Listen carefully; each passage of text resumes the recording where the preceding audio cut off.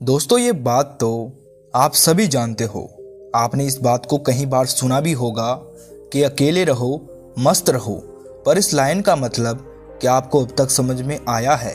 क्या आप इसके बारे में जानते हैं? महात्मा गौतम बुद्ध भी यही कहते थे कि अकेले रहो, ध्यान करो, अपने साथ समय बिताओ और देखो कि जीवन में कितनी खुशियां हैं। बुद्ध कहते हैं कि हमें हमेशा होशपूर्वक जीवन जीना चाहिए। अपने जीवन के प्रति जागृत रहो, अपने ज्ञान को संभालो, विवेक से काम लो। लेकिन जब इन सब बातों को अपने जीवन में हम उतारने की कोशिश करते हैं तो हम सबके मन में, मस्तिष्क में एक ही ख्याल आता है, क्या हम होश में नहीं हैं? क्या हम अभी बेहोश हैं? हम लोग तो बेहोश उस मनुष्य को मानते हैं जो मूर्छित हो जाता है और अपनी आंखें नहीं खोलता। उसी को हम कहते हैं कि ये होश में नहीं है। लेकिन गौतम बुद्ध हमें हमेशा कहते रहते हैं कि होश में रहो, जागृत रहो। क्या हम हमेशा सोते ही रहते हैं? हम तो केवल रात्रि को ही सोते हैं, दिन में तो जागते ही रहते हैं। फिर बुद्ध ऐसा क्यों कहते हैं? हमें समझ ही नहीं आता है कि बुद्ध हमें क्या कहना चाहते हैं। गौतम बुद्ध कहते हैं कि अपने ज्ञान का प्रयोग करो। क्या हमें अपनी बुद्धि का प्रयोग करना नहीं आता? क्या हम किसी चीज के बारे में नहीं जानते? क्या हमें किसी से बात करना नहीं आता? क्या हमें कुछ भी नहीं आता? तो फिर हम कैसे चल रहे हैं, खा कैसे रहे हैं, किसी से बात कैसे कर रहे हैं? क्या हम ये सब बिना जाने ही कर रहे हैं, बिना बोध के ही कर रहे हैं? अगर हम अपनी बात करें तो हम ही नहीं, सभी व्यक्ति को सब कुछ पता है। क्या कोई ऐसा व्यक्ति है इस दुनिया में जो ये कह दे कि उसे कुछ भी नहीं पता है या फिर वो कम जानता है? सब मनुष्य एक दूसरे से ज्यादा ही जानते हैं। फिर गौतम बुद्ध हमें क्या बताना चाहते हैं? आखिर वो क्या देख रहे हैं? गौतम बुद्ध तो अंतर्यामी है, उन्हें सब पता है। वो सच्चाई को देख सकते हैं। वो जो देख रहे हैं उन्हें सब साफ साफ नजर आ रहा है। वो हम सबको देख सकते हैं। वो देख सकते हैं कि कोई भी मनुष्य ना तो होश में है, ना ही जागृत है, और ना ही कोई मनुष्य अपने आप को जानता है। वो ऐसे ही जिंदा लाश की तरह जी रहे हैं। कहने को तो हम सभी मनुष्य हैं, सर्वश्रेष्ठ हैं, लेकिन जब हम अपने भीतर झांक कर देखते हैं तब हमें पता चलता है कि हम कितने श्रेष्ठ हैं और कितने नहीं। आज हम उसमें रहना, जागृत रहना, अपने आप को समझना, इन सब बातों के बारे में जानेंगे। बस आप इस कहानी को ध्यान से और पूरी सुनना और समझना। एक नगर के बाहर एक गुरु रहा करते थे। वो गुरु अपने आश्रम में अपने शिष्यों के साथ रहते थे। उन गुरु के बारे में ये कहा जाता था कि उनका शिष्य बनना आसान नहीं है। वो जो परीक्षा लेते हैं उन परीक्षाओं से डरकर ही शिष्य भाग जाते हैं। उन गुरु के कुछ ही शिष्य थे। फिर एक दिन एक युवराज उनके आश्रम में आया। वो लगभग 15-16 साल का था। वो ये ठान कर आया था कि अगर मुझे किसी गुरु का शिष्य बनना है तो मैं इन्हीं गुरु का शिष्य बनूंगा। वो गुरु के सामने आया और उनसे बोला कि गुरुदेव, मैंने सुना है कि आप इस धरती पर सबसे अच्छी तलवारबाजी सिखाते हैं। मैं भी आपसे तलवारबाजी सीखना चाहता हूँ और 1 वर्ष में ही मैं इस धरती का सबसे अच्छा तलवारबाज बनना चाहता हूँ, ताकि मैं किसी से भी युद्ध में ना हार सकूं, सबको पराजित कर सकूं। गुरु ने ध्यान से उस युवराज को देखा और कहा कि तुम तो मेरी पहली ही परीक्षा में फेल हो गए। मैं ऐसे ही किसी को अपना शिष्य नहीं बनाता जो समय बांध कर आता है। 1 वर्ष किसने देखा है? युवराज ने कहा, तो गुरुदेव आप ही मुझे बता दीजिए कि मुझे ये सीखने में कितना समय लगेगा। गुरु ने कहा कि 1 क्षण भी लग सकता है, 1 दिन भी लग सकता है, 1 महीना और 1 साल भी लग सकता है, या फिर तुम्हें पूरी जीवन ही सीखना पड़े। तुम सोच लो, अगर तुम मेरे शिष्य बन गए तो यहाँ से भाग नहीं पाओगे। युवराज ने गुरु की शर्त को स्वीकार कर लिया और उन गुरु का शिष्य बन गया। अगले दिन युवराज सुबह सुबह ही अभ्यास करने के लिए एक लकड़ी की तलवार लेकर गुरु के पास आया और गुरु से कहने लगा, बताइए गुरुदेव, मुझे क्या करना है? आज से ही अभ्यास शुरू कर देते हैं। गुरु ने कहा कि तुम्हें पूरे आश्रम की सफाई करनी है। गुरु की बात सुनकर शिष्य चौंक गया और गुरु से बोलने लगा कि गुरुदेव, मैं तो तलवारबाजी सीखने आया था, साफ सफाई करने नहीं। गुरु ने कहा कि वो मैं देख लूंगा, जो काम मैंने तुम्हें दिया है उसको करो, और जब तक मैं तुम्हें कुछ ना बोलूं तब तक तुम्हें रोज आश्रम की साफ सफाई करनी है और दूसरे सारे काम भी निपटाने हैं जो तुम्हें मैंने दिए हैं। शिष्य आश्रम की साफ सफाई करने में लग गया। उसे ऐसे लग रहा था कि गुरु उसकी परीक्षा ले रहे हैं। शायद आश्रम की साफ सफाई और बाकी काम करने की परीक्षा वो ले रहे हैं। फिर वो युवराज बारीकी से पूरे आश्रम की साफ सफाई करने में लग गया। एक दिन गुजरा, एक हफ्ता गुजरा, एक महीना गुजरा, पर गुरु ने उसे एक भी दिन तलवारबाजी नहीं सिखाई, उसे एक बार भी अभ्यास के लिए नहीं बुलाया। वो युवराज परेशान होने लग गया। अब उसका मन साफ सफाई में नहीं लग रहा था। अब वो गुरु के बारे में पता नहीं क्या क्या सोचता रहता। कभी बीती रातों को सोचता तो कभी उस दिन को कोसता जिस दिन वो इस आश्रम में गुरु के पास तलवारबाजी सीखने आया था। ऐसे करते करते उसने 1 वर्ष बिता दिया। अब उसका धैर्य भी टूट गया। फिर वो गुरु के पास गया और गुरु से कहा कि आपने मुझे अभी तक कुछ भी नहीं सिखाया है। अगर आप मुझे सिखाते तो इस 1 वर्ष में मैं एक सर्वश्रेष्ठ तलवारबाज बन जाता। फिर गुरु ने शिष्य को देखा और उनके पास पड़ी उस लकड़ी की तलवार से युवराज की पीठ पर जोरदार प्रहार किया और युवराज से बोले कि जाओ और सफाई करो। युवराज को बहुत जोर से लगी। फिर वो भागकर अपने काम में लग गया। उस दिन के बाद जब भी गुरु उसके आसपास से निकलते तो उस लकड़ी की तलवार से उसके पीछे हाथ पैर पर 2 लगा देते थे। युवराज परेशान हो गया था। युवराज को लगने लगा कि गुरु पागल हैं, तलवारबाजी तो सिखा नहीं रहे और जब भी मेरे पास से निकलते हैं तो मेरे 1-2 तलवार की रख जाते हैं। तलवार की उसे दिन में कहीं बार पड़ जाती। अब तो युवराज कुछ और सोचता ही नहीं कि वो साफ सफाई कर रहा है या फिर आराम कर रहा है, खाना बना रहा है। उसे तो बस गुरुदेव की मार से बचना ही बचना सोचता था। पर हद तो तब हो गई जब वो सो रहा था और गुरु से 2-4 लगा गए। अब रोज उसके साथ यही होता।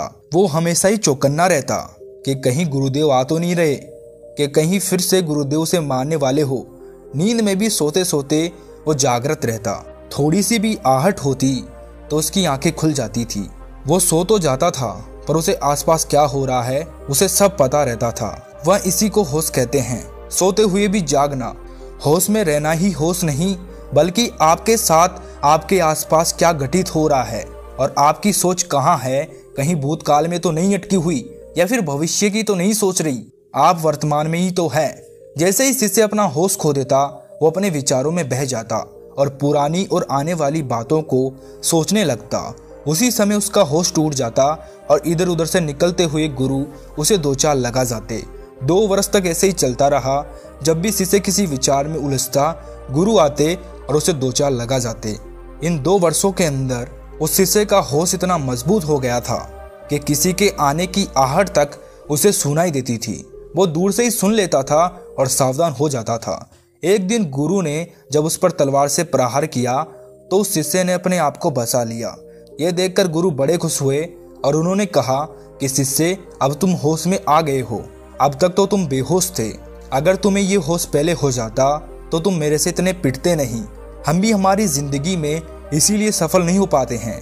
हमारी जिंदगी में असफलता ने हमें घेर रखा होता है क्योंकि हम कभी होश में रहते ही नहीं हैं। जो हैं उसमें नहीं जीते हैं।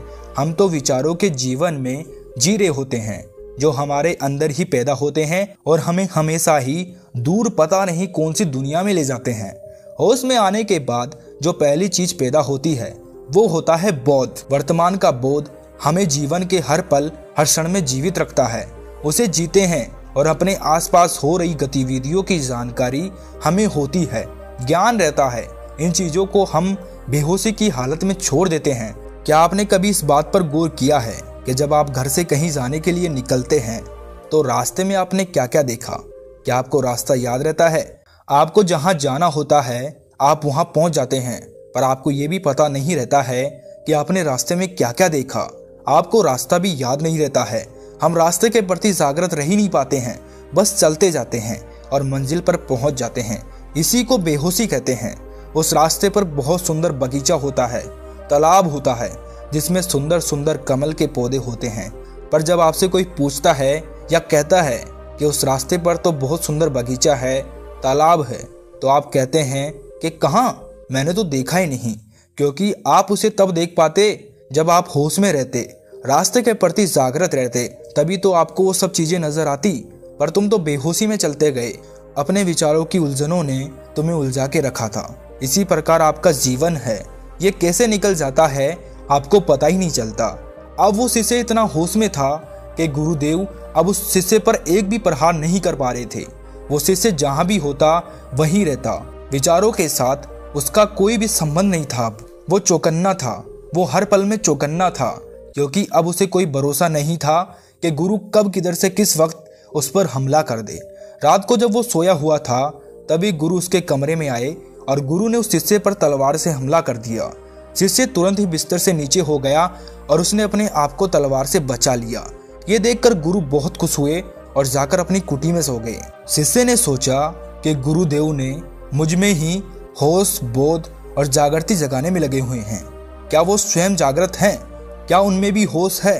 शिष्य ने अपनी तलवार उठाई और गुरु पर प्रहार करने के लिए गुरु की कुटी के भीतर चला गया। उसने देखा कि गुरुदेव गहरी नींद में सोए हुए थे।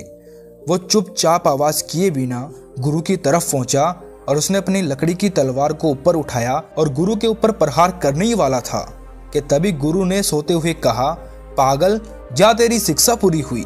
शिष्य ने कहा, पर गुरुदेव, आपने तो मुझे तलवारबाजी सिखाई नहीं है। गुरु ने कहा कि अब तुम्हें तलवारबाजी में कोई नहीं हरा सकता। हमारा जीवन भी बेहोशी से भरा हुआ है। जो व्यक्ति होश में आ जाता है वो आज में जीना सीख जाता है। उसे आसपास की सभी चीजों के बारे में जानकारी रहती है। जिस व्यक्ति को हर चीज का बोध रहता है वो जागृत जीवन जीता है। वो स्थिति और उपस्थिति को समझता है। वो कभी भी किसी के साथ गलत व्यवहार नहीं करता। वो कभी भी गलत निर्णय नहीं लेता है या वो गलत कार्य नहीं करता है, क्योंकि ये सब तो जैसे गलत निर्णय, व्यवहार तो बेहोशी की हालत में ही होता है। होश वाला कभी ये नहीं करता है। जिस दिन आपने अपनी बेहोशी को जान लिया तो आप अपने होश के बारे में अपने आप ही जान जाओगे। हमारे पूरे दिन में 24 घंटे होते हैं, पर आप सब में से इन 24 घंटों में से 24 के 24 घंटों को जागृत कौन रहता है? क्या कोई है जो 24 घंटे जागृत रहता है? 24 तो क्या 2 घंटे भी कोई जागृत नहीं रहता है। सब बेहोशी में दिन निकाल देते हैं। जो थोड़े बहुत जागृत रहते हैं वो भी सिर्फ 1 घंटा ही होश में रहते हैं। वो भी पूरा दिन बेहोशी में ही निकालते हैं। ख्याली पुलाव बनाते रहते हैं, भविष्य और भूतकाल के बारे में सोचते रहते हैं। जबकि हमें अपने वर्तमान पर ध्यान देना चाहिए। उसके बारे में सोचना चाहिए कि हमारे वर्तमान में क्या चल रहा है। जो भी मनुष्य अपने आज के प्रति जागृत है वो हमेशा सुखी रहता है। हमें तो पता ही नहीं रहता है कि हमें आखिर चाहिए क्या। कभी तो हम पद के पीछे भागते हैं, कभी प्रतिष्ठा के पीछे भागते हैं, लेकिन हम इन सब चीजों को क्यों पाना चाहते हैं? सुख या सुविधा या कुछ नहीं। कई बार हम देखते हैं कि एक राजा जिसके पास सब कुछ है, सभी प्रकार की सुख सुविधा है, पर फिर भी वो खुश नहीं है। क्यों? आखिर किस चीज की कमी है उसे? वो खुश क्यों नहीं है? वहीं दूसरी तरफ एक फकीर है जिसके पास कुछ भी नहीं है, ना धन है, ना दौलत है, ना किसी प्रकार का कोई महल है, पर फिर भी वो बहुत खुश रहता है। आखिर ऐसा क्यों है? अगर पद प्रतिष्ठा पाने से खुशी मिलती तो राजा बहुत खुश होता, पर राजा खुश क्यों नहीं है? क्योंकि ये जो हमारा मन है ना, ये कभी किसी एक वस्तु पर रुकता ही नहीं है। उसके पास जो है वो उसे छोड़कर सभी तरफ भागता रहता है, और जो हमारे पास है ही नहीं उसमें खुशी कैसे मिलेगी? और जिससे हमें खुशी मिल सकती है, जो हमारे पास है, उसे मन देखना ही नहीं चाहता। और ऐसे ही भागते दौड़ते रहने की वजह से हमारा मन बीमार रहता है। अगर हमारे मन में आवश्यकता से अधिक वजन होगा तो वो बीमार हो जाएगा। फिर हमें खुशी कैसे प्राप्त होगी? हमारे मन में इतने फालतू के विचार चलते रहते हैं जिनका कोई अंत ही नहीं होता है, और फिर इन विचारों के चलते चलते हमारा मन बीमार हो जाता है। हमें खुशी अनुभव होती ही नहीं है। इसीलिए हमें अपने विचारों पर काबू रखना चाहिए। हमें उसी से खुशी मिल सकती है जो हमारे पास है। खुशियाँ हमारे पास ही होती है, बस हमें उन्हें समझना होता है। हमें हमारे मन को समझना है। हमें वर्तमान में रहकर जीना है, भूतकाल और भविष्य के चक्कर में नहीं पड़ना है। अगर इनके चक्कर में पड़ गए तो आप हमेशा ही चक्कर काटते रहोगे। आपको कभी भी खुशी प्राप्त नहीं होगी। इसीलिए जितना आपके पास है उसमें ही खुश रहना सीखो। अकेले रहो और खुश रहो।